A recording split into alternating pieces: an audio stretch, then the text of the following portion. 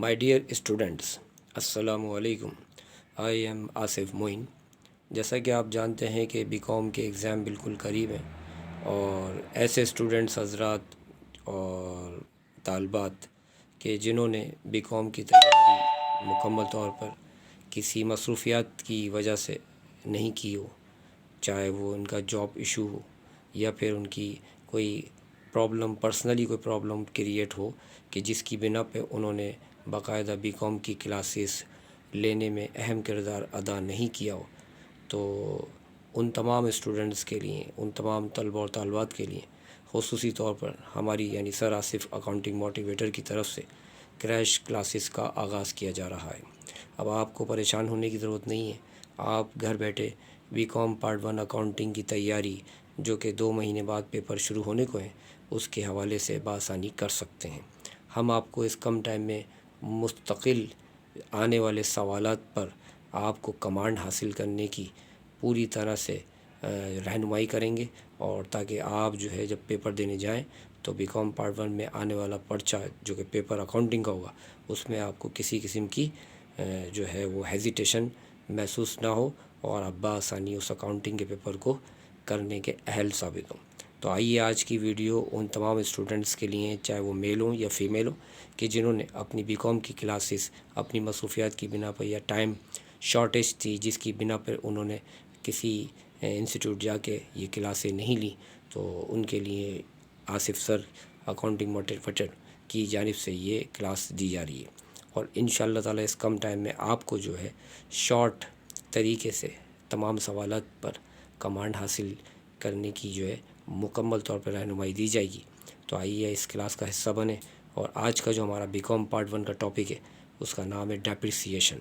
Depreciation का हमने इंतखाब इसलिए किया है क्योंकि ये आलमोस्ट क्वेश्चन पेपर में दिया जाता है, और इसलिए हमने जो है क्रैश क्लास में उन तमाम सवालात पर कोशिश की है उनको सिखाने की, जो कि आम तौर पर ज़्यादा से ज़्यादा सवाल जो कि कंपलसरी पर्पस पे प्रोफेसर्स की तरफ से, लेक्चरर्स की तरफ से, चेकर्स की तरफ से स्टूडेंट्स को लाजमी तौर पर दिए जाते हैं।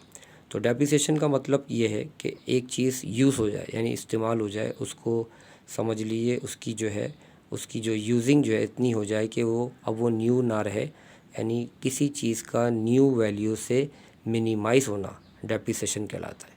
यानी कोई चीज़ अपनी लाइफ को अगर स्लोली अगर वो लो पोजीशन में लेके जा रही है, अगर उस चीज़ की वैल्यू डाउन हो रही है, तो समझ लें डेप्रिसिएशन पर्पस आपके सामने मौजूद है।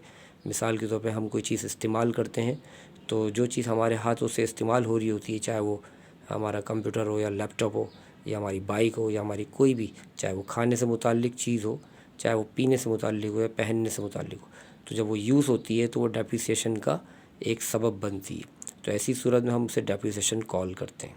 आम तौर पर डेप्रिसिएशन तो फ़िक्स एसेट यानी बड़ी चीज़ों पर, जो कि कंपनीज़ में, फैक्ट्रीज़ में, इंडस्ट्रीज़ में जो चीज़ें बतौर प्लान्ड एसेट इस्तेमाल होती हैं, जैसे मशीनरी हो गई, इक्विपमेंट हो गई, टाइपराइटर हो गया, कंप्यूटर हो गया, फर्नीचर हो गया, इस तरह की चीज़ों पर ज़्यादातर डेप्रिसिएशन का कॉन्सेप्ट बनता है। वो तो मैंने आपको इसी जनरली समझाने के लिए डोमेस्टिकली ये बताने की कोशिश की थी कि कोई भी ऐसी चीज़ हम यूज़ कर रहे होते हैं वो डेप्रिसिएशन में आ जाती है। लेकिन अगर हम स्पेशली बात करें डेप्रिसिएशन की, तो वो बिज़नेस पर्पस वे में स्पेशली फ़िक्स एसेट पर कॉल की जाती है, जैसे कि ऑफिस फर्नीचर हो गया, इक्विपमेंट हो गई, टाइपराइटर हो गया, कंप्यूटर हो गया, बिल्डिंग हो गई, मशीन हो गई। इस तरह की चीज़ें जब ये इस्तेमाल में आना शुरू हो जाती हैं, तो एक तरीके से इनका जो न्यू जो जो इनकी जो न्यू कंडीशन होती है, वो समझ लें वो ओल्ड कंडीशन की तरफ मूव करना शुरू हो जाती है। और किसी भी चीज़ का न्यू से लेके और ओल्ड की तरफ मूव करना, समझ लें डेप्रिसिएशन का मैसेज हमें ये डिलीवर्ड होता है, और इससे हम डिलीवर्ड इस मैसेज को हम अपने पास जो नोट डाउन करते हैं वो डेप्रिसिएशन से कॉल किया जाता है। तो आइए डेप्रिसिएशन का एक सवाल जब एग्ज़ाम में आएगा तो इसमें जो है कुछ चीज़ें होंगी, वो मैं रिव्यू दे देता हूँ आपको। सबसे पहले लिस्ट प्राइस दी जाएगी। लिस्ट प्राइस यानी नंबर 1 क्या दी जाएगी? List price. Number 2 trade discount. Number 2 trade discount. Number 3 cash discount. Number 3 cash discount. अच्छा, कैश डिस्काउंट का एक और नाम साइनोनियम है, उसको क्रेडिट टर्म भी कहते हैं। ठीक है, क्रेडिट टर्म। ओके। اچھا نمبر 4 پہ آتے ہیں. نمبر 4 جو ہے ہمارا ہے سیل ٹیکس. نمبر 4 کیا ہے؟ Sales tax. یہ 4 چیزیں ہو گئی ہماری. اور اس کے بعد جو ہے آپریٹنگ ایکسپنسز آتے ہیں. آپریٹنگ ایکسپنسز میں 2 قسم کے خرچے ہوتے ہیں, ایک ویلکم ایکسپنسز اور ایک نیور. ویلکم ایکسپنسز جو ہے انلمیٹڈ ہوتے ہیں, یعنی ان کی تعداد حد سے زیادہ ہوتی ہے, جبکہ نیور ایکسپنس جو ہے اونلی 3 ہوتے ہیں. آئیے ان 3 میں فرسٹ کون سا ہے؟ Number 1 fire insurance, number 2 machine repair, number 3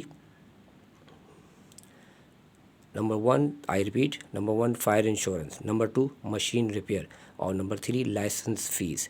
تو معلوم یہ ہوا کہ یہ 3 نیور کے خرچے اگر آپ بآسانی یاد کر لیتے ہیں تو اس کے علاوہ یعنی ان 3 کے علاوہ جو باقی رہ جاتے ہیں, جو بھی خرچے اگر پیپر میں آتے ہیں تو عام طور پر انہیں جو ہے ویلکم سمجھا جاتا ہے.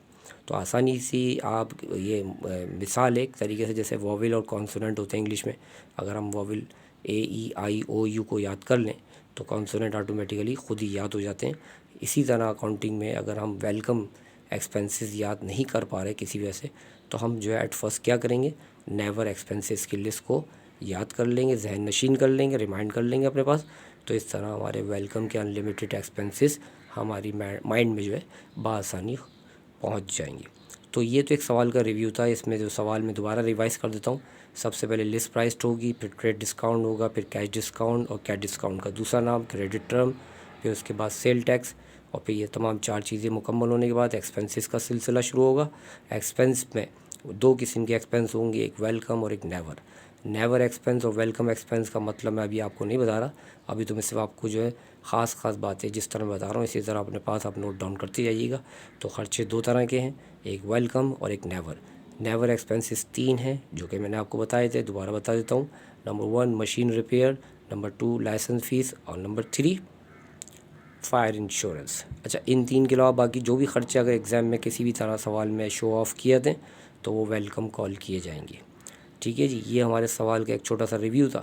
اور آپ جو ہے سوال کے حوالے سے یہ تمام چیزیں یاد کر لیں تو زیادہ بہتر ہوگا, کیونکہ میری پوری کوشش ہوتی ہے کہ میں شارٹ ویڈیو بناتا ہوں, تاکہ شارٹ ویڈیو سے یہ ہوتا ہے کہ دیکھنے میں پرابلم بھی نہیں پیش آتی اور بآسانی شارٹ ویڈیو سب دیکھ لیتے ہیں. اور شارٹ ویڈیو دیکھنے سے یہ بھی فائدہ ہوتا ہے کہ اس کو پازیٹیولی یاد کرنے میں آسانی ملتی ہے اور انٹرسٹڈ چیزیں فیل کی جاتی ہیں اور انٹرسٹ بھی بنتا ہے دیکھنے والے کا. تو آئی ہوپ دیٹ کہ یہ جو ہے ویڈیو آپ کو پسند آئی ہوگی.